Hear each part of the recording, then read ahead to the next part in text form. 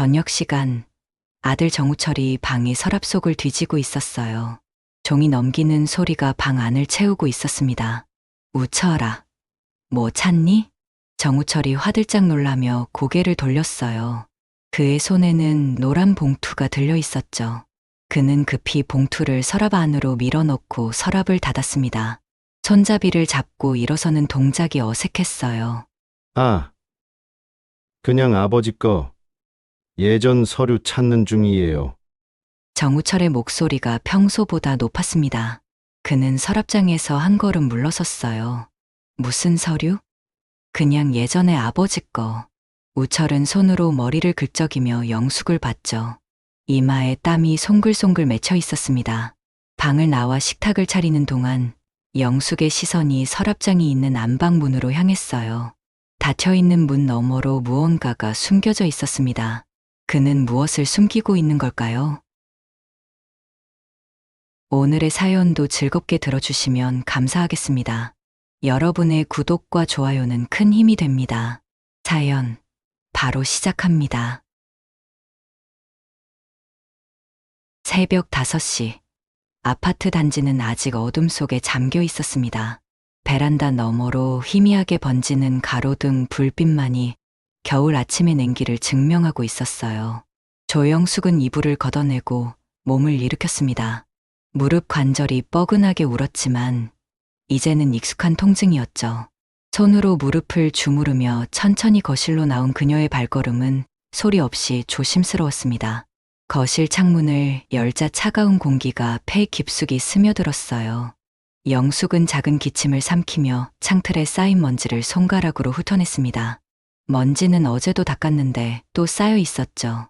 그녀는 걸레를 적셔 창틀을 닦기 시작했어요. 물기가 마르기 전에 마른 행주로 한 번 더 닦아내는 손놀림은 수십 년간 반복해온 동작이었습니다.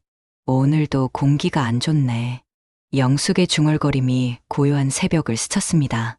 베란다 창문도, 부엌 창문도, 작은 방의 창문까지 모두 닦아낸 후에야 그녀는 진공청소기를 꺼냈어요. 소음이 날까봐 흡입력을 가장 낮은 단계로 맞췄습니다. 청소기를 밀며 구석구석을 훑은 그녀의 허리는 조금씩 굽어들고 있었죠. 거실 소파 및 식탁 아래, 복도 구석까지 꼼꼼하게 청소기를 돌렸어요. 6시가 되자 부엌에서 냄비 부딪는 소리가 작게 울려 퍼졌습니다.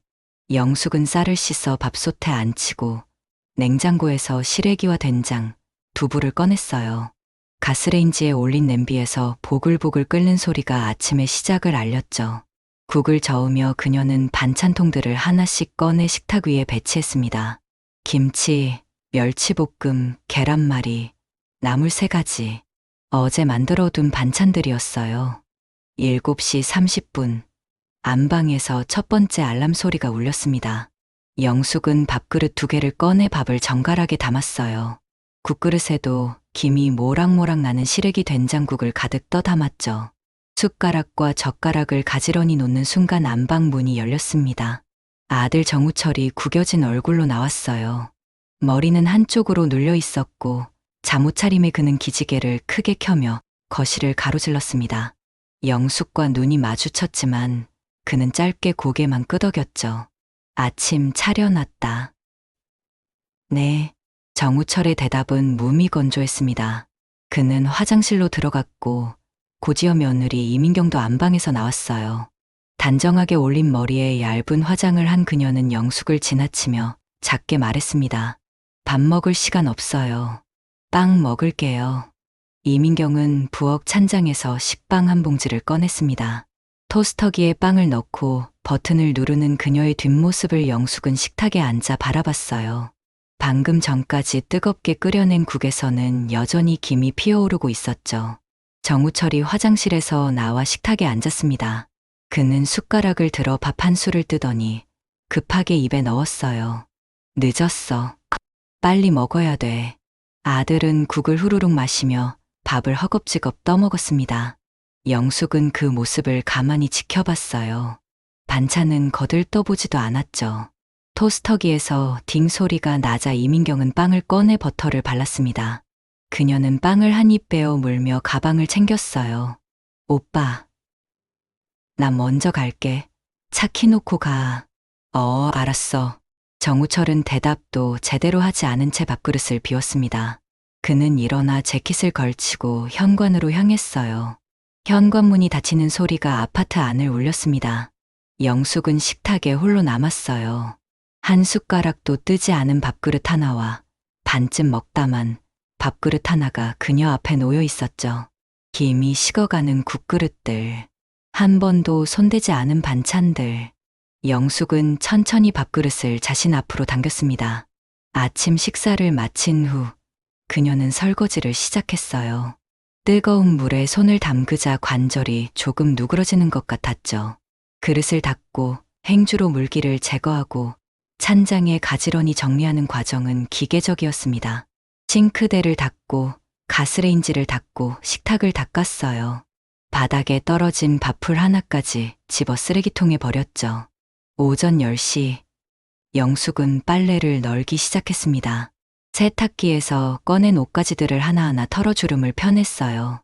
정우철의 와이셔츠, 이민경의 블라우스, 속옷들, 수건들, 베란다에 설치된 건조대에 빨래를 널며 그녀는 하늘을 올려다봤습니다.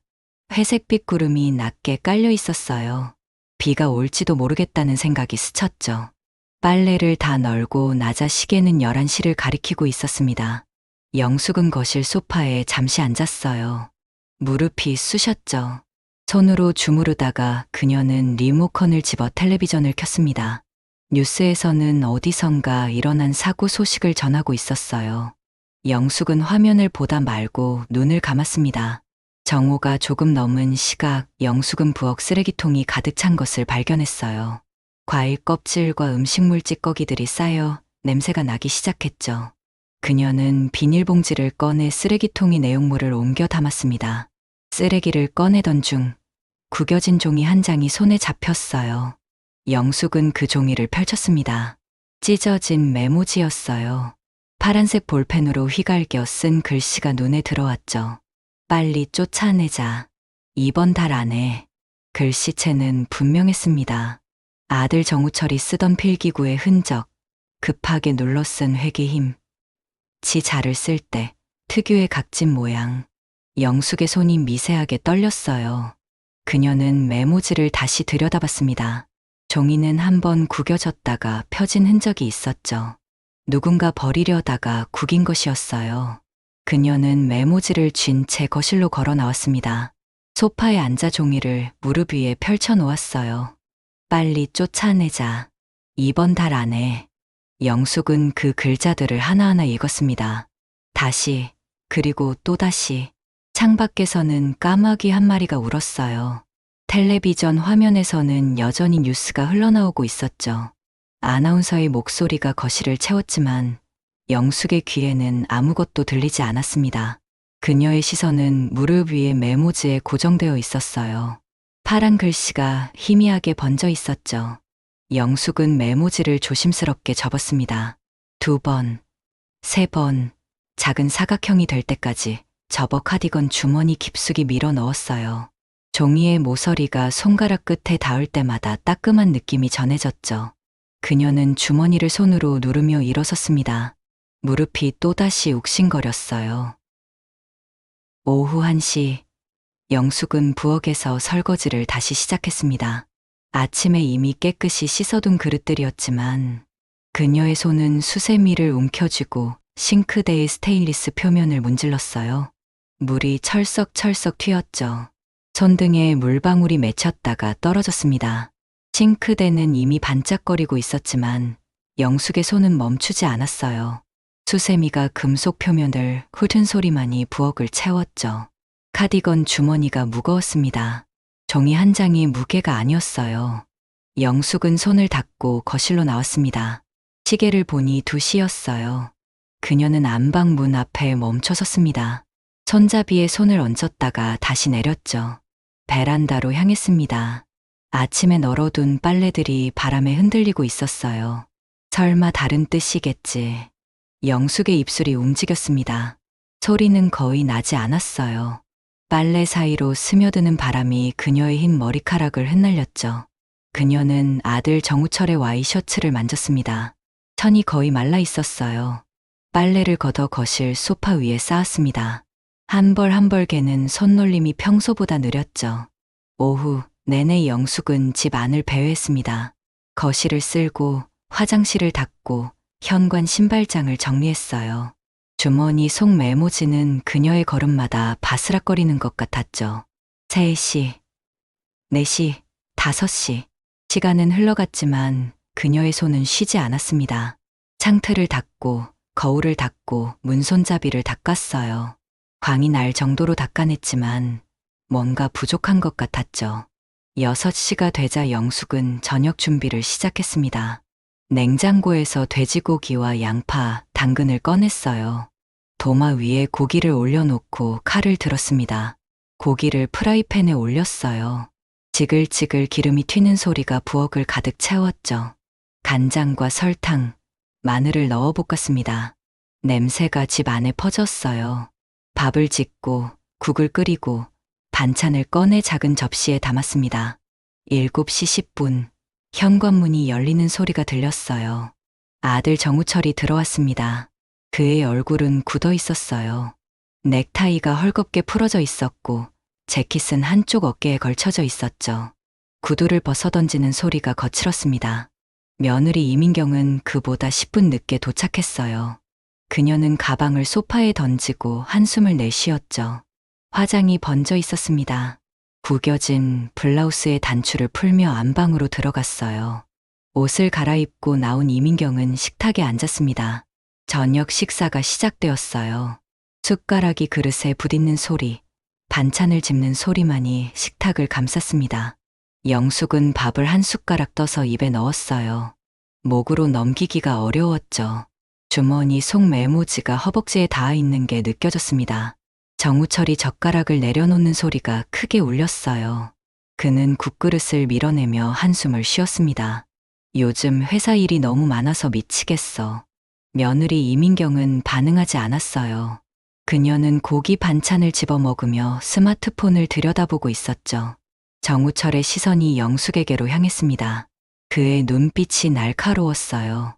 엄마는 괜찮으시죠? 요즘 많이 힘드시진 않고? 영숙은 밥그릇을 들다가 멈췄습니다. 정우철의 질문이 이상했어요. 평소에는 하지 않던 말이었죠. 아니, 괜찮아. 그래도 나이가 있으시잖아요. 정우철의 말투가 짜증 섞여 변했습니다. 그는 물을 벌컥벌컥 마시며 컵을 탁 내려놓았어요. 물이 조금 튀었죠. 엄마도 이제 편히 사셔야지. 매일 이렇게 고생만 하시면 어떡해요. 그 말이 식탁 위에 떨어졌습니다. 영숙의 손에서 젓가락이 미끄러졌어요. 스테인리스 젓가락이 식탁 모서리를 스치며 바닥으로 떨어졌죠. 땡그랑 소리가 거실까지 울려 퍼졌습니다. 며느리 이민경이 스마트폰에서 눈을 떼고 영숙을 쳐다봤어요. 영숙은 떨어진 젓가락을 보았습니다. 바닥에 누워있는 은색 금속이 형광등 불빛을 반사하고 있었어요. 그녀는 몸을 숙여 젓가락을 집으려 했죠. 손이 떨렸습니다. 젓가락이 손가락 사이로 또 미끄러져 나갔어요. 한 번 더 시도해서 겨우 집어 들었습니다. 일어나 부엌 싱크대로 향하는 영숙의 걸음이 비틀거렸어요. 주머니 속 메모지가 허벅지에 부딪혔죠. 빨리 쫓아내자. 이번 달 안에 메모지 속 글자들이 머릿속에서 맴돌았습니다. 영숙은 젓가락을 씻으며 물소리가 그 목소리를 지워주기를 바랐어요. 하지만 물소리는 오히려 그 문장을 더 선명하게 만들었죠. 배불러. 들어가서 쉴게요. 정우철은 안방으로 사라졌습니다. 며느리 이민경도 곧 따라 들어갔어요. 영숙은 식탁에 홀로 남았죠. 3개의 밥그릇, 여러 개의 반찬 접시들, 국그릇들이 그녀 앞에 놓여 있었습니다. 그녀는 아들이 앉았던 자리를 바라봤어요. 의자 등받이가 비어 있었죠. 영숙은 젓가락을 들어 남은 밥을 한 숟가락 떠넣었습니다. 씹었지만 맛이 느껴지지 않았어요. 목구멍으로 억지로 넘겼죠. 거실 시계가 8시를 알렸습니다. 초침이 똑딱똑딱 돌아가는 소리만이 정막을 채웠어요. 영숙의 시선은 안방문에 고정되어 있었습니다. 문틈으로 불빛이 새어나오고 있었죠. 새벽 2시. 영숙은 눈을 떴습니다. 목이 말랐어요. 침을 삼켜봤지만 목구멍이 까칠했죠. 이불을 걷어내고 일어나는 동작이 평소보다 조심스러웠습니다. 작은 방의 문을 열 때 손잡이를 천천히 돌렸어요. 삐걱거리는 소리가 나지 않도록 몸무게를 앞으로 실으며 문을 밀었죠. 복도는 어둠에 잠겨 있었습니다. 안방에서 새어나오는 불빛도 없었어요. 영숙은 맨발로 복도 타일을 밟았습니다. 차가운 감촉이 발바닥을 타고 올라왔죠. 부엌으로 향하는 그녀의 발걸음은 소리 없이 조심스러웠어요. 냉장고 문을 열자 희미한 불빛이 부엌을 밝혔습니다. 물병을 꺼내 컵에 따르는 순간 거실에서 소리가 들렸어요. 영숙의 손이 멈췄습니다. 낮게 속삭이는 목소리였죠. 두 개의 목소리가 섞여 있었어요. 물을 따르던 손이 천천히 물병을 내려놓았습니다. 냉장고 문을 닫자 부엌이 다시 어둠 속으로 잠겼죠. 영숙은 부엌과 거실 사이 벽에 몸을 기댔습니다. 숨소리를 죽였어요. 거실 쪽에서 들려오는 소리가 조금 더 선명해졌죠. 시간이 얼마 없어. 그 일 빨리 처리해야 돼. 며느리 이민경의 목소리였습니다. 다급함이 묻어 있었어요. 영숙은 벽에 기댄 채 움직이지 않았죠. 심장이 빠르게 뛰기 시작했습니다. 가슴팍에 손을 얹었어요. 두근거림이 손바닥에 전해졌죠. 거실에서 무언가 움직이는 소리가 났습니다. 소파가 삐걱거렸어요. 아들 정우철이 자세를 바꾸는 소리 같았죠. 영숙은 부엌 모퉁이를 조심스럽게 돌아 거실 쪽을 향했습니다. 어둠 속에서 희미하게 두 개의 실루엣이 보였어요. 소파에 나란히 앉아 있는 모습이었죠. 걱정 마. 이번에 확실히 정리할 거야. 아들 정우철의 목소리가 낮게 깔렸습니다. 평소보다 가라앉은 톤이었어요. 영숙은 거실 입구 벽에 등을 붙였습니다. 숨을 얕게 쉬었죠. 가슴이 조여오는 것 같았어요. 거실 창문으로 들어오는 가로등 불빛이 두 사람의 윤곽을 희미하게 드러내고 있었습니다. 며느리 이민경이 고개를 끄덕이는 게 보였어요. 그녀의 손이 무언가를 가리키는 듯했죠. 아들 정우철이 고개를 숙이며 말했습니다. 무슨 말인지는 들리지 않았어요. 너무 작게 속삭였죠. 영숙은 한 걸음 뒤로 물러섰습니다. 발바닥이 타일 모서리를 밟았어요. 차가운 감촉이 발목까지 스며들었죠. 그녀는 부엌 쪽으로 천천히 돌아섰습니다. 냉장고 앞에 세워둔 컵이 눈에 들어왔어요. 물이 반쯤 차 있었죠. 손을 뻗어 컵을 집었습니다. 손가락 끝이 차가웠어요. 얼음처럼 굳어가는 것 같았죠. 컵을 들어 올렸지만 입으로 가져가지 못했습니다. 팔이 공중에 멈춰 섰어요. 거실 쪽에서 또다시 소파 삐걱거리는 소리가 났습니다. 영숙은 컵을 싱크대에 조용히 내려놓았어요. 물이 조금 흔들렸죠. 그녀는 복도로 향했습니다. 발을 디딜 때마다 타일의 차가움이 뼈 속까지 파고드는 것 같았어요. 작은 방 문 앞에 섰을 때 뒤를 한번 돌아봤습니다. 거실은 여전히 어두웠어요. 두 개의 그림자만이 소파 위에 앉아 있었죠. 문손잡이를 잡았습니다. 금속이 손바닥에 닿자 얼음장 같았어요. 천천히 돌려 문을 열고 안으로 들어갔습니다. 문을 닫을 때 소리가 나지 않도록 손으로 문틀을 잡았어요. 찰칵 소리가 작게 울렸죠. 방 안은 칠흑 같았습니다. 영숙은 침대로 걸어가 이불을 들춰냈어요. 몸을 누이며 이불을 목까지 끌어올렸습니다. 하지만 추위는 가시지 않았죠. 손끝이 얼어붙어 있었어요. 양손을 모아 입김을 불어넣었습니다. 따뜻해지지 않았어요. 천장을 바라봤습니다. 어둠 속에서 아무것도 보이지 않았어요. 하지만 영숙의 귀에는 여전히 그 목소리들이 맴돌고 있었죠. 시간이 얼마 없어. 확실히 정리할 거야. 두 문장이 어둠 속에서 메아리쳤습니다. 주머니 속 메모지가 떠올랐어요. 빨리 쫓아내자. 이번 달 안에. 영숙은 이불 속에서 몸을 웅크렸습니다. 무릎을 가슴까지 끌어안았어요. 손끝은 계속 얼어붙어 있었죠. 감각이 사라지는 것 같았습니다. 창밖에서 바람이 불었어요. 창문을 흔드는 소리가 작게 들렸죠. 영숙은 눈을 감았습니다. 사흘이 지났습니다. 영숙은 그 사이 말을 아껴왔어요. 아침 식사를 차리고 빨래를 개고 저녁을 준비하는 일상은 이전과 같았지만 그녀의 입술은 평소보다 더 굳게 닫혀 있었죠. 카디건 주머니에는 여전히 그 메모지가 접힌 채 들어 있었습니다. 손을 넣을 때마다 종이의 모서리가 손가락에 닿았어요. 목요일 오후 영숙은 거실 소파에 앉아 뜨개질을 하고 있었습니다. 털실이 바늘 사이로 빠져나가며 천천히 무늬를 만들어가고 있었어요. 현관문이 열리는 소리가 들렸죠. 며느리 이민경이 평소보다 일찍 돌아온 것이었습니다. 그녀는 구두를 벗으며 거실로 들어왔어요. 어머니, 집에 계셨네요. 며느리 이민경은 가방을 소파에 놓고 부엌으로 향했습니다. 냉장고를 열어 물을 한 잔 따라 마셨어요. 영숙은 뜨개질 바늘을 움직이며 그녀를 힐끗 봤죠. 이민경이 물잔을 싱크대에 놓고 거실로 돌아왔습니다. 그녀는 영숙 앞에 섰어요. 어머니, 집 보험증서 어디 뒀어요? 질문이 너무 갑작스러웠습니다. 영숙의 손이 공중에서 멈췄어요. 털실이 바늘에서 미끄러져 내렸죠. 그녀는 며느리를 올려다봤습니다. 이민경의 표정은 평온했어요. 마치 날씨를 묻는 것처럼 자연스러웠죠. 왜 갑자기 그걸? 아, 그냥 정리 좀 하려고요. 집안 서류들 한번 확인해야 할 것 같아서. 며느리 이민경은 손톱을 보며 말했습니다. 매니큐어가 한쪽 손가락 끝에서 벗겨져 있었어요. 그녀는 그것을 뜯어내며 영숙의 대답을 기다렸죠. 영숙은 바늘을 내려놓았습니다. 털실이 무릎 위로 흘러내렸어요. 안방 서랍장 제일 아래 칸에 있을 거야. 아, 거기요? 알겠어요.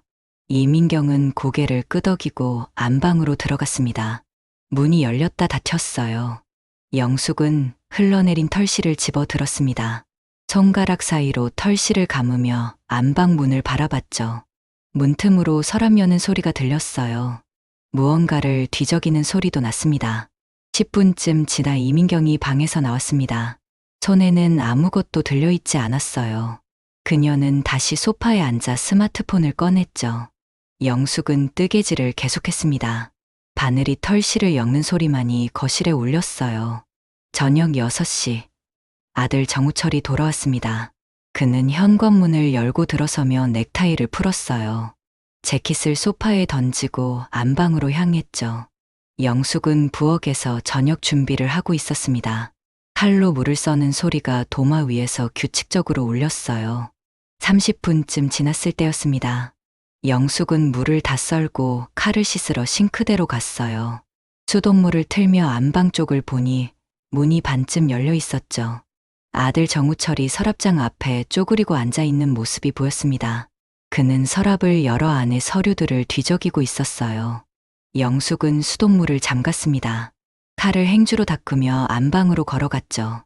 복도를 지나 문 앞에 섰을 때 아들은 여전히 서랍 속을 뒤지고 있었어요.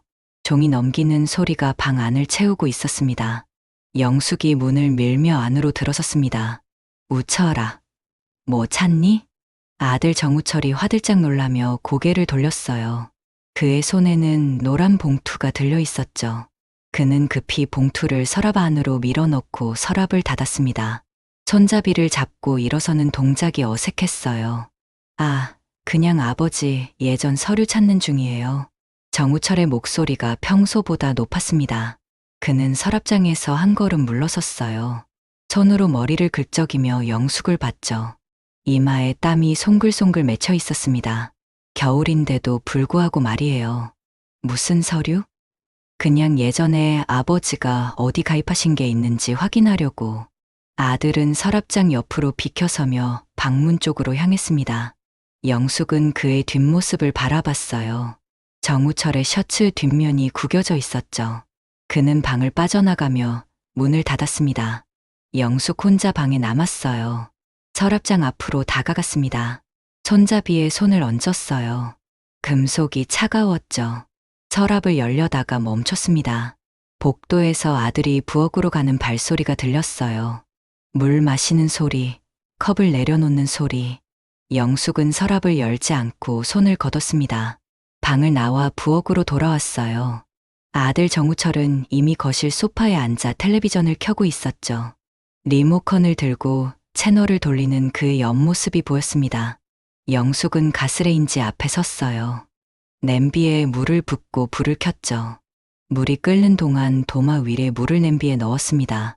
저녁 식사 준비를 마치고 식탁을 차리는 동안 영숙의 손은 기계적으로 움직였어요.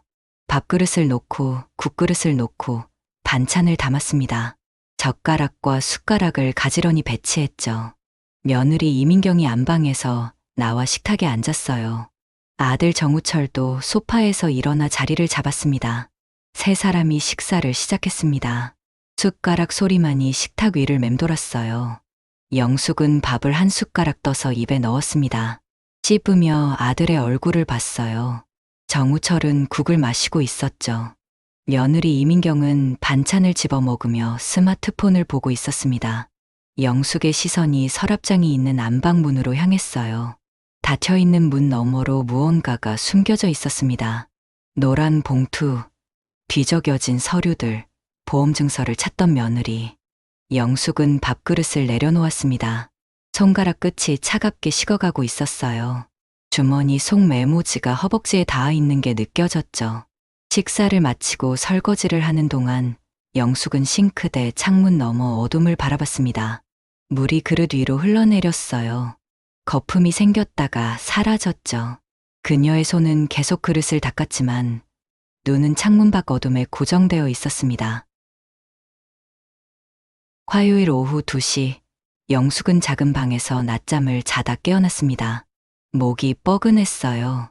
베개가 한쪽으로 밀려나 있었죠. 몸을 일으키며 시계를 봤습니다. 점심을 먹고 누웠는데 2시간이나 지나 있었어요. 이불을 걷어내고 방문을 열었습니다. 복도로 나서자 거실에서 소리가 들렸어요. 속삭이는 목소리였죠. 영숙은 걸음을 멈췄습니다. 복도 벽에 손을 짚고 귀를 기울였어요. 아들 정우철과 며느리 이민경의 목소리가 섞여 들려왔죠. 평일 낮에 두 사람이 모두 집에 있다는 게 이상했습니다. 영숙은 발소리를 죽이며 복도를 따라 걸었어요. 거실과 복도를 나누는 벽 모퉁이에서 멈춰 섰습니다. 조심스럽게 고개를 내밀어 거실을 들여다봤죠. 소파에 두 사람이 나란히 앉아 있었습니다. 그들 앞 탁자 위에는 서류들이 펼쳐져 있었어요.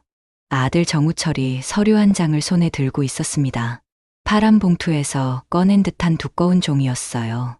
그는 서류를 며느리 이민경에게 보여주며 손가락으로 무언가를 가리켰죠. 이민경은 그것을 받아들고 자세히 들여다봤습니다. 영숙은 숨을 죽였어요.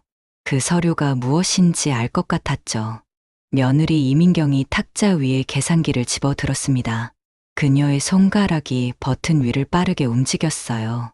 딱딱딱 소리가 거실에 울렸죠. 계산기 화면을 보며 그녀가 입술을 움직였습니다. 아들 정우철은 그 옆에서 팔짱을 끼고 지켜보고 있었어요. 이 정도면 충분히 가능하네. 며느리 이민경의 목소리가 거실을 가로질렀습니다. 만족스럽다는 듯한 톤이었어요. 그녀는 계산기를 탁자에 내려놓고 서류를 다시 집어들었죠. 페이지를 넘기는 소리가 났습니다. 아들 정우철이 고개를 끄덕이며 무언가 말했어요. 목소리가 너무 낮아 정확히 들리지 않았죠. 영숙은 벽에 등을 기댔습니다. 심장이 빠르게 뛰었어요. 손을 가슴에 얹었죠. 두근거림이 손바닥을 타고 전해졌습니다. 거실에서 종이 뒤적이는 소리가 계속 났어요. 담보 설정하면 되잖아. 며느리 이민경의 말이 명료하게 들렸습니다. 영숙의 손이 벽을 짚으며 천천히 주먹을 쥐었어요. 손톱이 손바닥에 파고들었죠. 거실에서 아들이 뭐라고 대답하는 소리가 났습니다. 여전히 목소리가 작았어요. 대출 금액이 생각보다 높게 나오네. 이번엔 아들 정우철의 목소리였습니다. 조금 더 크게 말했어요. 영쇼튼 복도 벽에 몸을 바짝 붙였습니다. 옷이 벽에 스치는 소리가 날까봐 움직이지 않았죠. 숨소리마저 줄였어요. 며느리 이민경이 무언가 계산하는 소리가 또 들렸습니다.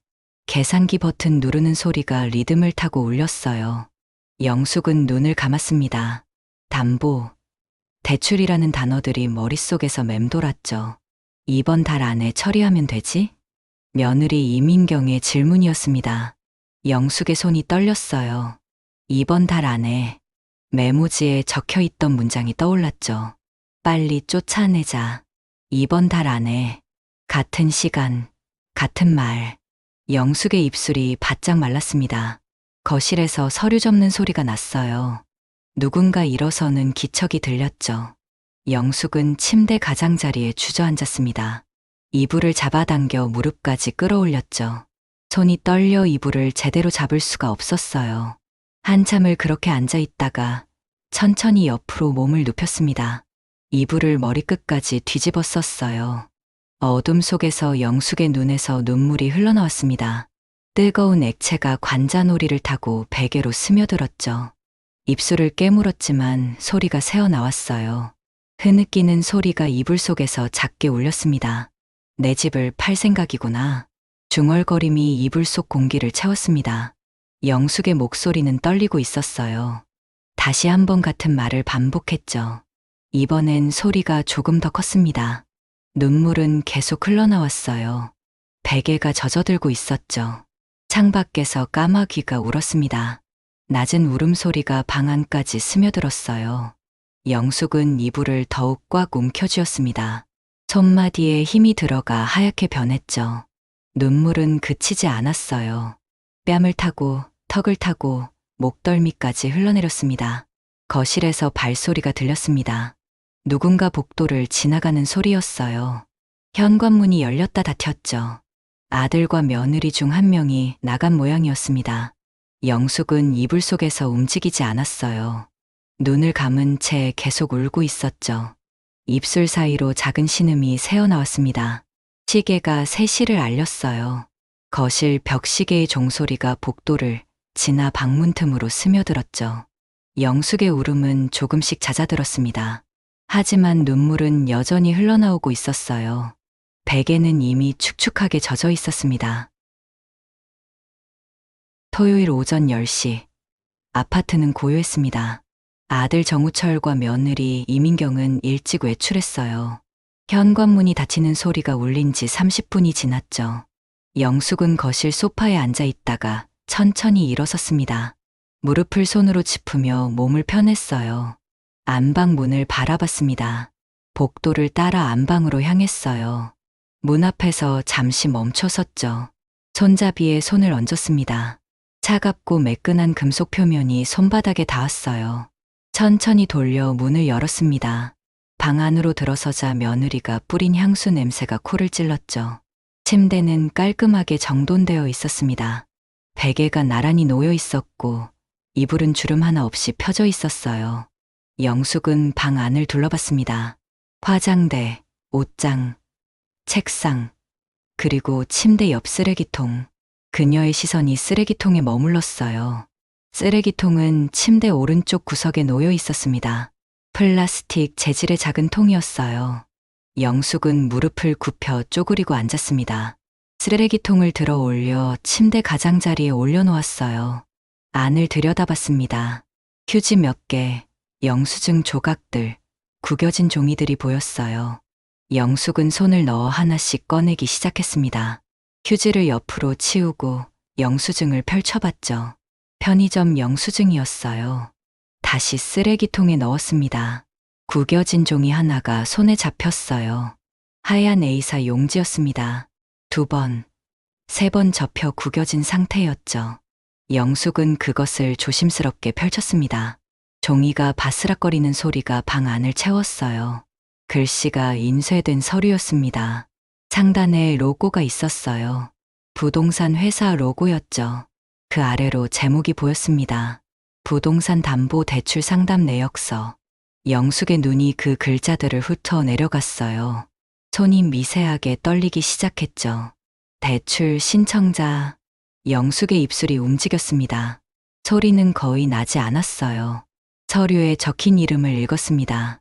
박진수. 생소한 이름이었어요. 모르는 사람이었죠. 하지만 그 아래 줄을 읽는 순간 숨이 멎었습니다. 담보물건 서울시 구로구 장미동 개나리 아파트 105동 903호. 영숙의 집 주소였습니다. 이 아파트는 남편이 세상을 떠나며 그녀에게 남긴 유일한 재산이었어요. 영숙은 서류를 쥔 손에 힘을 주었습니다. 종이가 구겨지는 소리가 났죠. 시선이 아래로 내려갔습니다. 예상 대출 금액 2억 5천만 원. 숫자들이 눈앞에서 흔들렸어요. 영숙은 종이를 두 손으로 잡았습니다. 떨림이 심해져 글자를 제대로 읽을 수가 없었죠. 심호흡을 했어요. 가슴이 답답했습니다. 서류 하단에는 작은 글씨로 상담 내용이 적혀 있었어요. 명의 변경 후 대출 신청 가능, 소유자 동의서 필요, 진행 예정일 이달 말. 영숙의 눈이 그 날짜에 고정되었습니다. 이달 말, 일주일도 채 남지 않았어요. 박진수. 이름을 다시 한번 중얼거렸습니다. 영숙은 고개를 들어 방 안을 둘러봤어요. 깔끔하게 정돈된 침대, 화장대 위에 화장품들, 옷장, 모든 것이 평온해 보였죠. 하지만 그녀의 손에는 진실이 들려 있었습니다. 영숙은 일어섰어요. 무릎이 욱신거렸지만 개의치 않았습니다. 서류를 들고 침대 가장자리에 앉았어요. 종이를 무릎 위에 펼쳐놓고 다시 한번 처음부터 끝까지 읽었죠.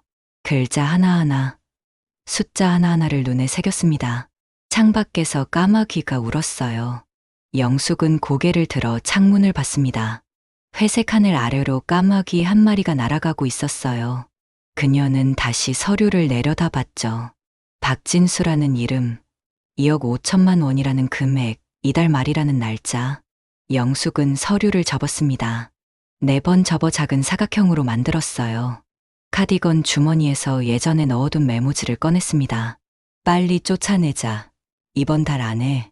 두 종이를 나란히 손에 쥐었어요. 이제 나도 가만히 있지 않겠어. 속삭임이 방 안을 채웠습니다. 목소리는 낮았지만 단호했어요. 영숙의 눈빛이 차갑게 변했죠. 그녀는 두 종이를 다시 주머니에 넣고 일어섰습니다.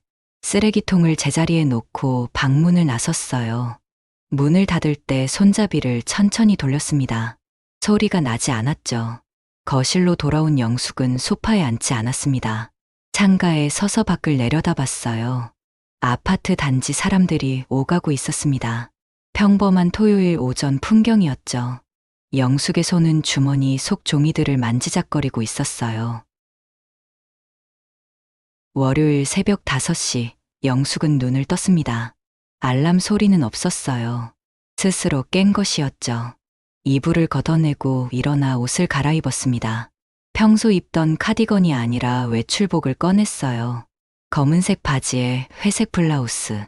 거울 앞에 서서 머리를 빗었습니다. 흰 머리카락이 빗살 사이로 빠져나갔어요. 가방을 챙겼습니다.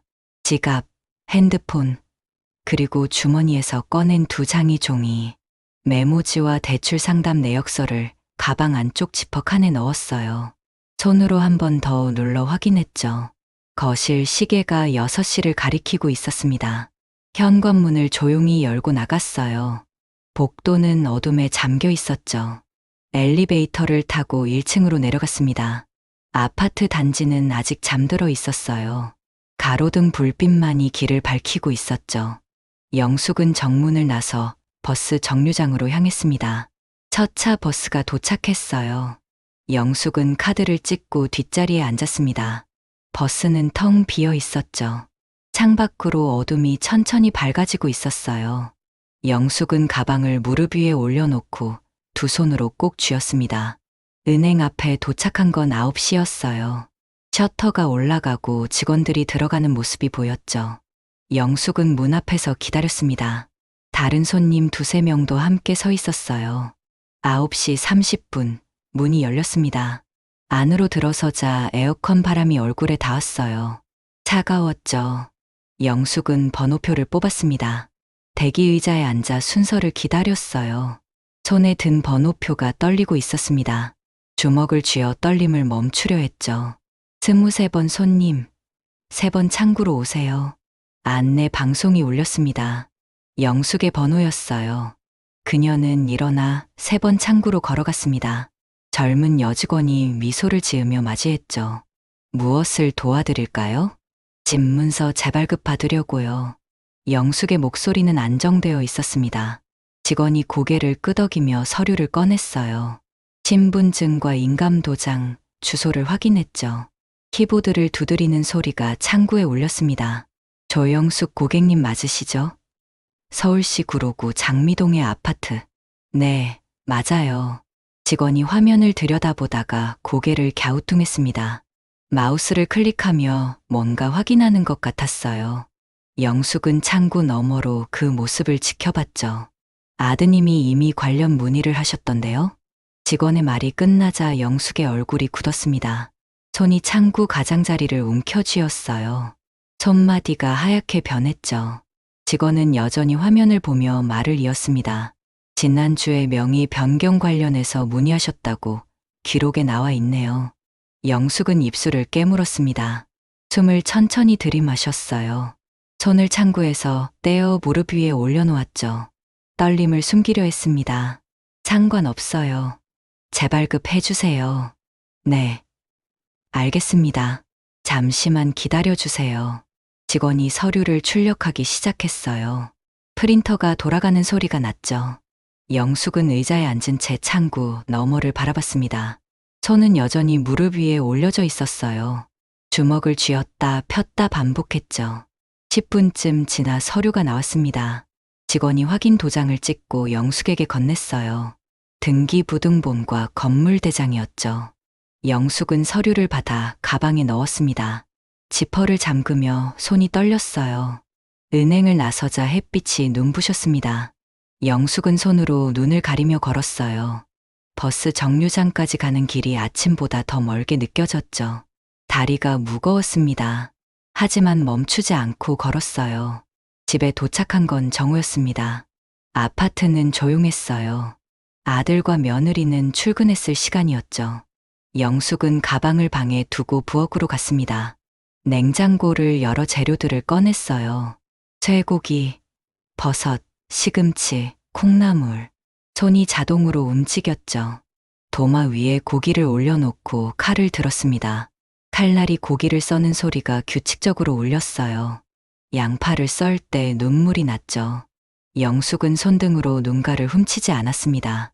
그냥 그대로 두었어요. 눈물이 흘러내려 도마 위로 떨어졌죠. 오후 내내 영숙은 요리를 했습니다. 갈비찜, 잡채, 전, 나물 3가지, 생선구이. 평소보다 훨씬 많은 반찬이었어요. 부엌은 음식 냄새로 가득 찼죠. 가스레인지 위에서 냄비들이 보글보글 끓고 있었습니다. 6시가 되자 밥을 지었어요. 밥솥 뚜껑을 열자 김이 모락모락 피어올랐죠. 영숙은 밥을 3개의 그릇에 담았습니다. 하나하나 정성스럽게 담았어요. 국도 3그릇에 따랐죠. 반찬들을 작은 접시에 담아 식탁 위에 배치했습니다. 7시, 현관문이 열렸습니다. 며느리 이민경이 먼저 들어왔어요. 가방을 소파에 놓으며 부엌을 봤죠. 차려진 식탁이 눈에 들어왔습니다. 오늘 뭐 좋은 일 있어요? 영숙은 대답하지 않았습니다. 마지막 반찬을 식탁에 놓고 앞치마를 벗었어요. 며느리는 안방으로 들어가 옷을 갈아입었죠. 30분 후, 아들 정우철도 돌아왔습니다. 밥 먹자. 영숙의 말이 짧게 떨어졌어요. 3사람이 식탁에 둘러앉았습니다. 영숙은 자신의 자리에 앉아 숟가락을 들었어요. 밥을 한 숟가락 떠서 입에 넣었죠. 씹었지만 맛이 느껴지지 않았습니다. 아들과 며느리는 반찬을 집어 먹으며 스마트폰을 보고 있었어요. 영숙은 그들을 번갈아 봤습니다. 아들의 옆 얼굴, 며느리의 손, 식탁 위의 음식들. 영숙은 숟가락을 내려놓고 국그릇을 들어 마셨어요. 뜨거운 국물이 목을 타고 내려갔습니다. 저녁 식사는 말없이 진행되었어요. 숟가락 소리, 젓가락이 그릇에 부딪는 소리만이 식탁을 채웠죠. 영숙은 밥을 다 비우고 일어섰습니다. 설거지를 시작했어요. 물소리가 부엌에 울렸습니다. 수요일 오전, 영숙은 평소보다 일찍 외출 준비를 했습니다. 거울 앞에서 머리를 빗고 립스틱을 바르는 손놀림이 조심스러웠어요. 검은색 코트를 걸치고 가방을 챙겼죠. 가방 안에는 은행에서 받아온 서류들이 들어 있었습니다. 등기부등본, 건물대장, 그리고 신분증과 인감도장. 아파트 단지를 빠져나와 대로변으로 향했어요. 걸음걸이가 평소보다 빨랐죠.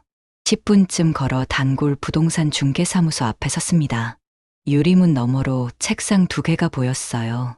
한 책상에는 중년 남자가 앉아 있었죠. 영숙은 문을 밀고 들어갔습니다. 어서 오세요. 중개사가 일어서며 인사했습니다. 영숙을 알아본 것 같았어요.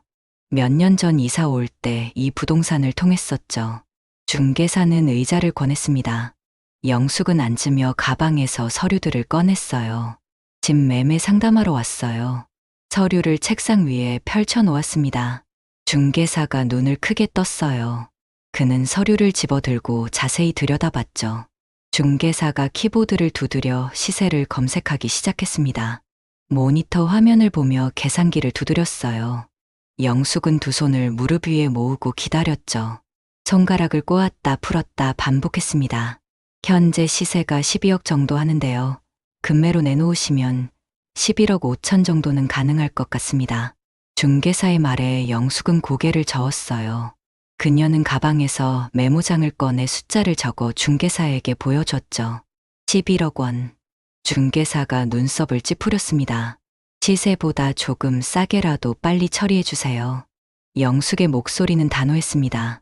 중개사는 잠시 망설이다가 고개를 끄덕였어요. 그는 컴퓨터 화면을 보며 뭔가 타이핑하기 시작했죠. 영숙은 창밖을 바라봤습니다. 거리에 사람들이 오가고 있었어요. 알겠습니다. 금매로 올려드리겠습니다. 이 가격이면 금방 나갈 거예요. 계약서 작성이 시작되었습니다. 중개사가 질문을 하고 영숙이 대답하는 과정이 이어졌어요. 언제까지 매매를 완료해야 하는지, 특이사항은 없는지, 가족들은 동의하는지. 마지막 질문에 영숙은 잠시 입을 다물었습니다. 가족들은 곧 알게 될 거예요. 중개사가 고개를 갸우뚱했지만 더 묻지 않았어요. 서류에 도장을 찍는 영숙의 손이 떨렸죠. 인감 도장이 종이 위에 찍힐 때 둔탁한 소리가 났습니다. 붉은 잉크가 종이에 번져나갔어요. 사흘이 지났습니다. 토요일 오전, 영숙의 핸드폰이 울렸어요. 중개사에게서 온 문자였죠. 매수자 나타남, 계약 진행 가능. 영숙은 핸드폰을 쥔 채 소파에 앉았습니다. 화면을 몇 번이나 다시 읽었어요. 그날 오후 부동산 사무소에서 계약이 체결되었습니다. 영숙과 매수자, 그리고 중개사가 테이블에 둘러앉았어요. 서류들이 쌓여 있었죠. 매수자는 30대로 보이는 젊은 부부였습니다. 그들은 서류를 꼼꼼히 확인하며 질문했어요. 계약금이 통장으로 입금되었습니다. 영숙은 핸드폰으로 잔액을 확인했어요. 숫자가 화면에 떴죠. 1,000만 원. 손가락이 화면을 쓸어내렸습니다. 중도금과 잔금 일정이 정해졌어요. 2주일 후면 모든 게 끝날 예정이었죠. 월요일, 등기 이전 절차가 시작되었습니다. 영숙은 법무사 사무실을 찾아갔어요. 서류에 도장을 찍고, 확인하고 또 도장을 찍었죠. 손이 아플 정도로 많은 서류였습니다. 법무사가 설명하는 내용이 귀에 들어오지 않았어요. 그저 고개만 끄덕이며 시키는 대로 했죠. 수요일 오후, 잔금이 입금되었습니다. 영숙은 은행 ATM 앞에 섰어요. 카드를 넣고 비밀번호를 입력했죠. 잔액 조회 버튼을 눌렀습니다. 화면에 숫자가 떴어요. 11억 원에서 중개 수수료를 뺀 금액이 보였습니다. 영숙은 화면을 바라보며 깊은 숨을 내쉬었습니다. 가슴이 터질 것 같았어요. ATM 앞에서 한참을 서 있었습니다. 사람들이 뒤에서 기다리고 있었지만 움직일 수가 없었어요. 카드를 뽑아 지갑에 넣는 손이 떨렸죠. 은행 밖으로 나와 인도에 섰습니다. 햇빛이 눈부셨어요. 손으로 눈을 가리며 버스 정류장으로 걸어갔습니다. 집에 돌아왔을 때는 저녁 6시였어요. 아파트는 조용했죠. 아들과 며느리는 아직 퇴근하지 않은 듯 했습니다. 영숙은 가방을 방에 놓고 거실로 나왔어요. 소파에 앉지 않고 서서 집 안을 둘러봤습니다. 저녁을 준비하지 않았어요. 부엌은 어둠 속에 잠겨 있었죠. 영숙은 창가로 걸어가 밖을 내려다봤습니다. 아파트 단지의 불빛들이 하나둘 켜지기 시작했어요. 그녀는 커튼을 쳤습니다. 천이 바람에 흔들렸죠. 밤 9시, 아들과 며느리가 돌아왔습니다. 어두운 집을 보고 이상하게 생각했는지 불을 켰어요. 며느리가 부엌을 들여다보고 물었죠. 저녁 안 하셨어요? 영숙은 작은 방에서 나와 고개를 저었습니다. 며느리는 냉장고를 열어 뭔가 꺼냈어요. 아들은 안방으로 들어가 옷을 갈아입었죠. 영숙은 다시 작은 방으로 들어갔습니다. 자정이 넘었습니다. 집 안이 고요해졌어요. 안방에서 더 이상 소리가 들리지 않았죠. 영숙은 방문을 열고 복도로 나왔습니다. 맨발로 타일을 밟으며 거실로 향했어요. 거실 불이 꺼져 있었지만 가로등 불빛이 창문으로 희미하게 들어왔죠. 영숙은 거실을 천천히 걸었습니다. 소파를 스치고 식탁을 지나 부엌으로 들어갔어요. 손으로 벽을 더듬어 전등 스위치를 찾았죠. 불을 켰다가 다시 껐습니다. 어둠이 돌아왔어요. 복도를 따라 안방 앞까지 걸어갔습니다. 문 앞에 서서 손잡이를 바라봤어요. 안에서는 고른 숨소리가 들렸죠. 영숙은 손을 뻗었다가 걷었습니다. 화장실로 향했어요. 화장실 불을 켰다가 껐습니다. 베란다 쪽으로 갔습니다. 창문을 열자 차가운 바람이 들어왔어요. 영숙은 난간에 손을 얹고 밖을 내려다봤죠. 아파트 단지의 불빛들이 점점이 박혀 있었습니다. 그녀는 창문을 닫고 돌아섰어요. 이 집은 이제 내 것이 아니구나. 속삭임이 어둠 속으로 스며들었습니다. 영숙은 한 손으로 벽을 짚으며 작은 방으로 돌아갔어요. 문을 닫고 침대에 누웠죠. 천장을 바라봤습니다. 어둠 속에서 아무것도 보이지 않았어요. 하지만 눈을 감지 않았습니다. 그렇게 새벽까지 깨어 있었죠. 목요일 아침 7시, 며느리 이민경이 안방에서 나왔습니다. 잠옷 차림에 그녀는 기지개를 켜며 화장실로 향했어요. 세면대에서 물 흐르는 소리가 복도에 울렸죠. 세수를 마치고 나온 이민경은 부엌으로 갔습니다. 평소라면 영숙이 아침을 준비하고 있을 시간이었어요. 부엌은 텅 비어 있었습니다. 가스레인지 위에 냄비도 없었고 식탁에는 아무것도 차려지지 않았어요. 이민경은 눈썹을 찌푸리며 작은 방 문을 두드렸죠. 대답이 없었습니다. 문을 열고 안을 들여다봤어요. 침대 위 이불이 깔끔하게 개켜져 있었습니다. 베개도 가지런히 놓여 있었어요. 방 안에 사람의 기척은 없었죠. 이민경이 안으로 들어가 옷장을 열었습니다. 옷들이 대부분 그대로 걸려 있었어요. 몇 벌만 사라진 것 같았죠. 어머니? 이민경의 목소리가 복도에 울렸습니다. 화장실을 확인했지만 비어 있었어요. 베란다도 거실도 마찬가지였죠. 그녀는 안방으로 돌아가 남편을 흔들었습니다. 오빠, 일어나봐. 어머니가 안 보여. 아들 정우철이 눈을 뜨며 몸을 일으켰어요. 부스스한 머리를 긁으며 시계를 봤죠. 그는 잠옷차림으로 방을 나와 작은 방을 확인했습니다. 개켜진 이불, 텅 빈 방. 정우철의 얼굴이 굳어졌어요. 거실로 나온 정우철이 식탁을 봤습니다. 하얀 봉투 하나가 놓여 있었어요. 그는 봉투를 집어들었죠. 봉투 겉면에는 아무것도 적혀 있지 않았습니다. 뜯어서 안에 편지를 꺼냈어요. 접힌 편지지를 펼쳤습니다. 편지는 영숙의 필체로 쓰여 있었어요. 정우철의 눈이 글자를 따라 움직였죠. 며느리 이민경이 그의 옆으로 다가와 함께 편지를 읽었습니다. 우철, 민경에게 집은 이미 팔았다. 등기 이전도 끝났어. 새 주인이 이번 주 안으로 들어올 거야. 너희가 내 집을 담보로 대출받으려 한 거 다 알고 있었어. 메모지도 받고 서류도 받고 은행에서 확인도 했지. 나를 쫓아내려 했지? 내가 먼저 나간다. 돈은 내가 가져갔어. 네 명이 집이었으니까 당연한 거지. 너희끼리 앞으로 어떻게 살지는 너희가 알아서 해. 나는 이제 내 삶을 살겠어. 찾지 마. 연락도 하지 말고. 편지가 끝났습니다. 정우철의 손이 떨리기 시작했어요. 그는 편지를 다시 처음부터 읽었죠. 한 글자 한 글자. 며느리 이민경은 뒤로 물러서며 입을 가렸습니다. 이게 뭐야? 정우철의 목소리가 아파트 안을 가득 채웠어요. 그는 편지를 구겨 쥐었습니다. 종이가 바스락거리는 소리가 났죠. 안방으로 뛰어들어가 서랍장을 열었어요. 서류들을 뒤적였습니다. 집 문서가 없었어요. 어딜 간 거야? 거실로 나온 정우철이 소파를 발로 찼습니다. 쿵 소리가 울렸어요. 며느리 이민경은 식탁에 앉아 고개를 숙이고 있었죠. 손으로 얼굴을 감쌌습니다. 정우철은 핸드폰을 집어 영숙의 번호를 눌렀어요.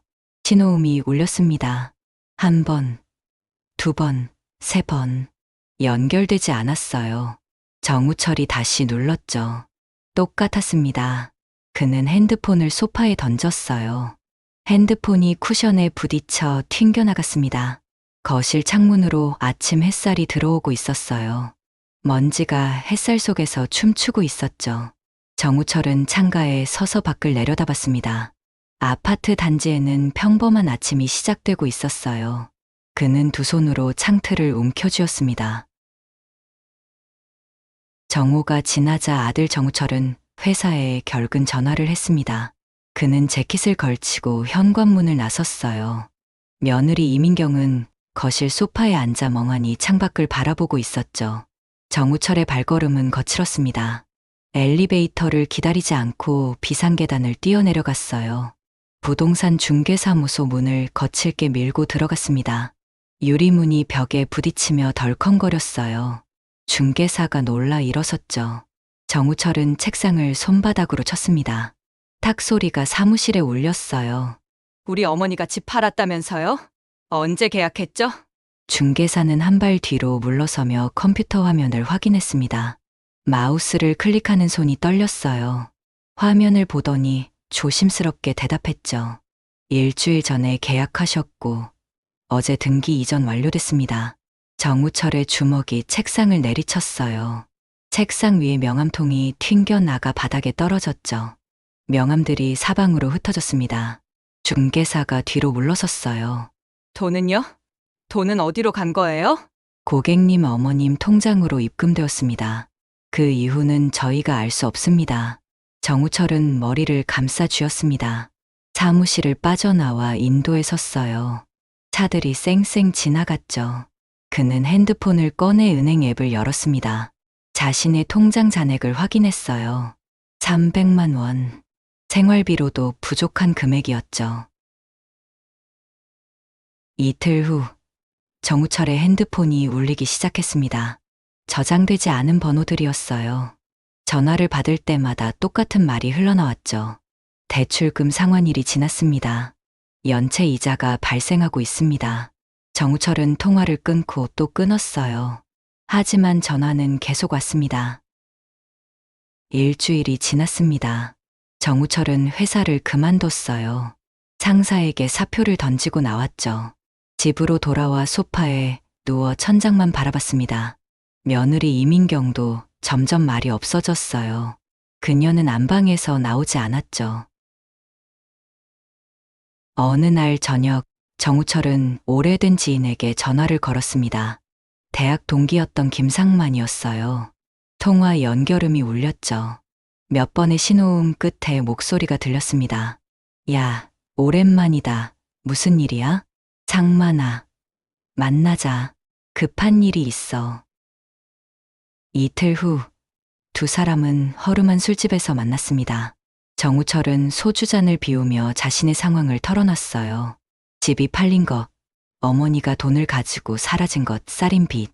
지인 상만은 고개를 끄덕이며 들었죠. 그는 담배를 꺼내 물고 라이터를 켰습니다. 내가 돈 벌 방법 하나 알려줄까? 지인 상만의 목소리가 낮아졌습니다. 그는 주변을 둘러보고 정우철에게 가까이 다가앉았어요. 담배 연기가 두 사람 사이로 피어올랐죠. 부동산 알아? 요즘 다들 집 사려고 난리잖아. 거기서 중간에 끼면 돼. 정우철의 눈빛이 변했습니다. 그는 술잔을 내려놓고 지인을 똑바로 봤어요. 지인 상만은 핸드폰을 꺼내 뭔가를 보여줬죠. 부동산 매물 사이트였습니다. 가짜 매물 올리는 거야. 시세보다 싸게. 사람들 낚이면 계약금 받고 중도금 받고 그 다음엔 연락 끊으면 돼. 한 달이 지났습니다. 정우철은 지인 상만과 함께 작은 사무실을 얻었어요. 간판도 없는 원룸 건물 2층이었죠. 책상 2개와 의자, 컴퓨터 1대가 전부였습니다. 지인 상만이 명함을 건넸어요. 드림부동산 대표 최민수. 가짜 이름이었죠. 너도 하나 만들어. 정우철은 명함 제작 사이트를 열었습니다. 이름란에 박진수를 입력했어요. 영숙이 발견한 대출 서류에 있던 그 이름이었죠. 직함은 부동산 컨설턴트. 출력 버튼을 눌렀습니다. 첫 번째 피해자는 신혼부부였습니다. 정우철이 올린 가짜 매물을 보고 연락한 사람들이었어요. 시세보다 3천만 원 싼 아파트 매물이었죠. 사무실에서 만났습니다. 젊은 남자가 아내의 손을 잡고 들어왔어요. 두 사람의 얼굴에는 기대가 가득했죠. 금매로 나온 물건이라 빨리 결정하셔야 합니다. 정우철의 말투는 자연스러웠습니다. 그는 가짜 등기부등본을 보여줬어요. 포토샵으로 조작한 서류였죠. 신혼부부는 서류를 꼼꼼히 확인했습니다. 정우철은 시계를 보며 재촉했어요. 오늘 안으로 계약하시면 가능한데 다른 분도 관심 보이고 계셔서요. 남자가 아내와 눈빛을 교환했습니다. 고개를 끄덕이더니 가방에서 통장을 꺼냈어요. 계약금 1,000만 원이 정우철의 계좌로 입금되었죠. 두 사람이 사무실을 나가자 지인 상만이 웃었습니다. 봐, 쉽지? 이제 시작이야. 두 번째 피해자는 나이 든 부부였습니다. 은퇴 후 투자용으로 작은 아파트를 찾고 있다고 했어요. 정우철은 실제 존재하는 아파트 사진을 보여주며 설명했죠. 하지만 그 아파트는 이미 다른 사람 소유였습니다. 노부부는 평생 모은 돈 5천만 원을 계약금으로 건넸어요. 다음 주에 중도금 준비하겠습니다. 노인의 목소리가 떨렸습니다. 기쁨인지 긴장인지 모를 떨림이었어요. 정우철은 서류에 도장을 찍으며 고개를 끄덕였죠. 노부부가 나간 뒤 그는 통장을 확인했습니다. 잔액이 늘어나 있었어요. 석 달 동안 10명이 넘는 피해자가 생겼습니다. 신혼부부, 노부부, 사업가, 은퇴한 교사, 모두 정우철과 지인 상만의 거짓말을 믿었어요. 총 피해 금액은 억 7원을 넘어섰죠. 정우철의 통장에는 돈이 쌓여갔습니다. 하지만 쓰지 못했어요. 빚을 갚는데 대부분이 사라졌죠. 어느 날 오후 사무실 문이 열렸습니다. 정우철은 새로운 고객이 온 줄 알고 일어섰어요. 하지만 들어온 건 경찰관 4명이었죠. 제복을 입은 경찰들이 사무실 안으로 들어왔습니다. 정우철 씨 맞습니까? 정우철의 얼굴이 창백해졌어요. 지인 상만은 뒷문으로 도망치려 했지만 경찰에게 붙잡혔죠. 정우철은 자리에서 일어나지 못했습니다. 다리에 힘이 풀렸어요. 부동산 사기 혐의로 체포합니다. 묵비권을 행사할 수 있습니다. 차가운 금속이 손목에 채워졌습니다. 수갑이었어요. 찰칵 소리가 사무실에 울렸죠. 정우철은 경찰에게 이끌려 사무실을 나섰습니다. 복도에는 다른 경찰들이 서 있었어요. 피해자 중 한 명이 신고한 것이었죠. 건물 밖으로 나오자 경찰차가 대기하고 있었습니다. 정우철은 차 안으로 밀려 들어갔어요. 수갑 찬 손으로 얼굴을 가렸죠. 지나가는 사람들이 쳐다봤습니다. 경찰차 문이 닫혔어요. 사이렌이 울리며 차가 출발했습니다. 뒷좌석에 앉은 정우철은 창밖을 바라봤습니다. 거리의 풍경이 빠르게 지나갔어요. 사람들, 건물들, 신호등, 모든 것이 흐릿하게 보였죠. 그의 손목에는 여전히 차가운 수갑이 채워져 있었습니다. 강원도 산골 마을, 영숙은 작은 단독주택에서 지내고 있었습니다. 아파트 매매 대금으로 산 낡은 집이었어요. 마당에는 텃밭이 있었고 담장 너머로 산이 보였죠. 집은 조용했습니다. 이웃집과도 한참 떨어져 있었어요. 화요일 오후 4시, 영숙은 마루에 앉아 무릎 위에 담요를 덮고 있었습니다. 11월의 찬바람이 문틈으로 스며들었어요. 그녀 옆 작은 탁자 위에는 오래된 라디오가 놓여 있었죠. 검은색 플라스틱 케이스에 금이 가 있는 라디오였습니다. 영숙은 다이얼을 돌려 주파수를 맞췄어요. 지직거리는 소음 사이로 아나운서의 목소리가 들려왔습니다. 뉴스 시간이었어요. 영숙은 라디오 볼륨을 조금 높였죠. 전국 뉴스가 흘러나왔습니다. 정치, 경제, 사회 뉴스. 영숙은 무심히 듣고 있었어요. 다음 소식입니다. 아나운서의 목소리가 또렷해졌습니다. 영숙은 창밖을 바라보고 있었어요. 마당의 감나무에서 잎이 하나 떨어지고 있었죠. 서울구에서 부동산 사기 조직이 검거됐습니다. 경찰은 가짜 매물을 올려 계약금과 중도금을 가로챈 혐의로 피의자 정우철 씨 등 2명을 체포했다고 밝혔습니다. 영숙의 손이 담요를 움켜쥐었습니다. 라디오에서 계속 뉴스가 흘러나왔어요. 피해자는 총 12명으로 피해 금액은 2억 원이 넘는 것으로 추정됩니다. 경찰 관계자는 추가 공범과 피해자를 조사 중이라고 전했습니다. 영숙은 라디오를 향해 손을 뻗었습니다. 다이얼을 돌려 전원을 껐어요. 지직거리던 소음이 사라졌죠. 마루는 고요해졌습니다. 바람이 창문을 흔드는 소리만이 들렸어요. 그녀는 눈을 감았습니다. 숨을 천천히 들이마셨어요. 차가운 공기가 폐를 채웠죠. 내쉬는 숨이 하얀 김으로 나왔습니다. 영숙은 담요를 무릎에서 거두고 일어섰어요. 무릎이 뻐근했지만 개의치 않았습니다. 결국 그 아이도 스스로를 쫓아냈구나. 중얼거림이 빈 방을 채웠습니다. 목소리는 낮고 잔잔했어요. 영숙은 부엌으로 걸어갔죠. 작은 부엌에는 싱크대와 가스레인지, 낡은 냉장고가 있었습니다. 선반 위에 놓인 주전자를 들어 물을 확인했어요. 반쯤 차 있었죠. 가스레인지에 주전자를 올렸습니다. 불을 켜자 파란 불꽃이 피어올랐어요.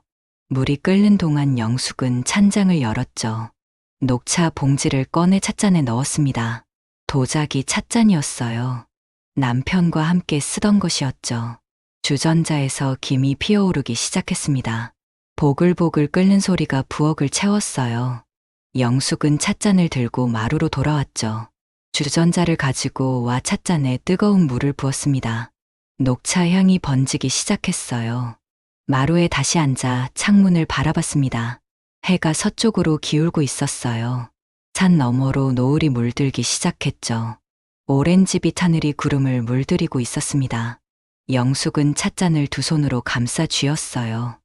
따뜻함이 손바닥에 전해졌죠. 바람이 다시 불었습니다. 창문이 덜컹거렸어요. 마당의 감나무 가지가 흔들렸죠. 떨어진 낙엽들이 바람에 날렸습니다. 영숙은 찻잔을 입술에 가져갔어요. 조심스럽게 한 모금 마셨죠. 쓴맛이 혀끝에 닿았습니다. 탁자 위에 라디오가 꺼진 채 놓여 있었어요. 검은 플라스틱 표면에 먼지가 앉아 있었죠. 영숙은 손을 뻗어 라디오를 쓰다듬었습니다. 차가운 플라스틱이 손가락에 닿았어요. 그녀는 손을 거두고 다시 찻잔을 들었죠. 마당 너머로 멀리 마을이 보였습니다. 집 몇 채가 산자락에 흩어져 있었어요. 굴뚝에서 연기가 피어오르고 있었죠. 저녁 식사를 준비하는 시간이었습니다. 영숙은 자신의 부엌을 돌아봤어요. 아무것도 준비되지 않았죠. 해가 점점 낮아졌습니다. 그림자가 길어지고 있었어요. 마루에 앉은 영숙의 그림자도 벽까지 뻗어나갔죠. 그녀는 차를 한 모금 더 마셨습니다. 이제 미지근해진 차였어요. 찻잔을 탁자 위에 내려놓았죠. 창밖에서 까마귀 한 마리가 울었습니다. 까악 소리가 정막을 깼어요. 영숙은 고개를 들어 하늘을 봤죠. 까마귀가 날아가는 모습이 노을을 배경으로 실루엣이 되어 보였습니다. 새는 산 너머로 사라졌어요. 영숙은 담요를 다시 무릎에 덮었습니다. 천이 부스럭거리는 소리가 났어요. 그녀는 마루에 기대어 앉았죠. 등이 기둥에 닿았습니다. 차가운 나무 기둥이었어요. 영숙은 눈을 감지 않고 창밖을 계속 바라봤습니다. 바람 소리가 계속 들렸어요. 창문을 스치고 처마를 흔들고 나무를 울렸죠. 그 소리 속에서 영숙은 움직이지 않았습니다. 마루에 앉은 채 해가 완전히 지기를 기다렸어요. 노을은 점점 어둠으로 변해갔죠. 찻잔 안의 차는 다 식어 있었습니다. 차 위로 작은 먼지 하나가 떠 있었어요. 영숙은 그것을 가만히 바라봤죠. 손을 뻗어 찻잔을 들어 올렸습니다. 남은 차를 한 번에 마셨어요. 식은 차가 목구멍을 타고 내려갔습니다. 밤이 왔습니다. 창밖은 어둠에 잠겼어요. 산의 윤곽만이 희미하게 보였죠. 영숙은 일어나 전등을 켰습니다. 마루에 노란 불빛이 퍼졌어요. 그녀는 찻잔을 들고 부엌으로 갔습니다. 싱크대에 찻잔을 놓고 물을 틀었어요. 물소리가 작은 집 안을 채웠습니다. 밤 9시, 영숙은 방 안 책상 앞에 앉았습니다. 작은 스탠드가 책상을 밝히고 있었어요. 서랍에서 새 노트를 꺼냈죠. 파란색 표지의 노트였습니다. 아직 한 번도 펼쳐보지 않은 것이었어요. 영숙은 첫 페이지를 넘겼습니다. 하얀 종이가 스탠드 불빛을 반사했어요. 펜을 집어 들었습니다. 검은색 볼펜이었죠. 뚜껑을 열자 딸각 소리가 났어요. 영숙은 펜 끝을 종이에 가져다 댔습니다. 잠시 멈춰 있다가 글자를 쓰기 시작했어요. 이곳에 온 지 석 달이 지났다. 매일 아침 산새 소리에 눈을 뜨고 저녁이면 노을을 보며 차를 마신다. 이렇게 조용한 삶이 오히려 낯설다. 라디오에서 우철이 소식을 들었다. 부동산 사기로 잡혔다고 했다. 마음 한구석이 무너지는 것 같았지만 놀랍지는 않았다. 그 아이는 결국 자신이 나를 쫓아내려던 방식으로 스스로를 쫓아냈구나. 내가 먼저 나온 게 잘한 일이었을까? 아직도 잘 모르겠다. 하지만 후회는 하지 않는다. 그들이 나를 집에서 몰아내려 했듯이 나도 내 삶에서 그들을 먼저 지워버렸다. 나쁜 어미인가? 아마도 그럴 것이다. 하지만 나도 살아야 했다. 70평생 누군가의 엄마, 며느리, 아내로만 살았다. 이제는 그냥 조영숙으로 살고 싶다. 용서는 하지 않을 것이다. 하지만 미워하지도 않겠다. 그저 멀리서 각자의 삶을 살아갈 뿐이다. 마지막 문장을 쓰고 영숙은 펜을 내려놓았습니다. 손이 조금 떨렸어요. 노트를 천천히 닫았죠. 파란 표지가 다시 보였습니다. 그녀는 노트를 서랍에 넣고 스탠드를 껐어요. 방이 어둠에 잠겼습니다. 석 달 후, 겨울이 깊어진 어느 날이었습니다. 며느리 이민경은 서울구치소 앞에 섰어요. 회색 건물이 차가운 하늘 아래 우뚝 서 있었죠. 그녀는 가방을 꼭 쥐고 정문으로 걸어갔습니다. 면회 신청서를 작성하고 대기실에 앉았어요. 30분을 기다린 끝에 이름이 불렸습니다. 이민경은 일어나 면회실로 들어갔어요. 투명한 아크릴판 너머로 아들 정우철이 앉아 있었죠. 수의를 입은 그의 얼굴은 야위어 있었습니다. 두 사람 사이에 소화기가 놓여 있었어요. 오빠, 며느리 이민경의 목소리가 떨렸습니다. 그녀는 수화기를 귀에 대고 눈물을 흘렸어요. 아들 정우철은 고개를 숙인 채 아무 말도 하지 않았죠. 이민경의 어깨가 들썩거렸습니다.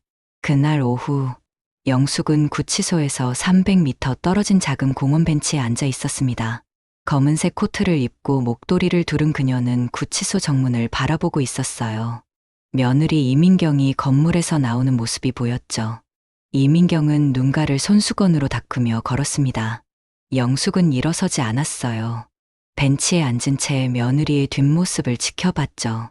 이민경이 버스 정류장으로 향했습니다. 영숙의 얼굴에는 슬픔이 없었어요. 담담한 표정이었죠. 그녀는 며느리가 버스에 올라타는 것을 끝까지 지켜봤습니다. 버스가 떠나자 영숙은 일어섰어요. 이틀 후, 영숙은 다시 시골집으로 돌아왔습니다. 마을 입구에서 버스를 내려 집까지 걸어갔어요. 길가에 들꽃이 피어 있었죠. 추운 날씨에도 작은 노란 꽃들이 바람에 흔들리고 있었습니다. 영숙은 천천히 걸었어요. 발걸음이 가벼웠습니다.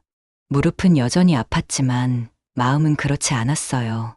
영숙은 들꽃 앞에 멈춰 섰습니다. 허리를 굽혀 꽃을 들여다봤어요.